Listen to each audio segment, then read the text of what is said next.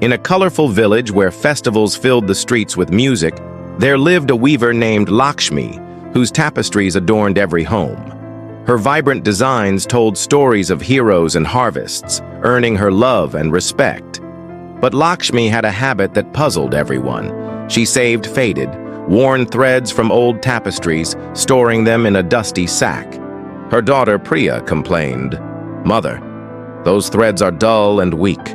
Why keep them when we have bright new ones?" The villagers agreed, chuckling. "Lakshmi's sack of rags will ruin her craft."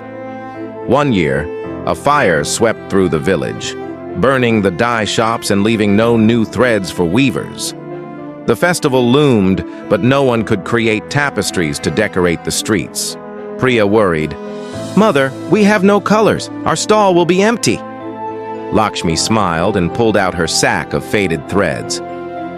"These will tell a story," she said, setting up her loom. Lakshmi sorted the threads, blending their muted hues into patterns that evoked the village's history: fields after rain, sunsets over hills. She wove with care, using the old thread's texture to add depth, making the tapestries glow with a quiet beauty.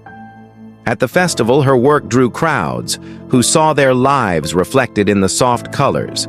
The village elders praised her, saying, "Your tapestries saved our celebration." Merchants bought every piece, and Lakshmi's family thrived. Priya, stunned, asked, "How did you make beauty from faded threads?" Lakshmi replied, "Every thread holds a story, even the old ones. With care, they shine again."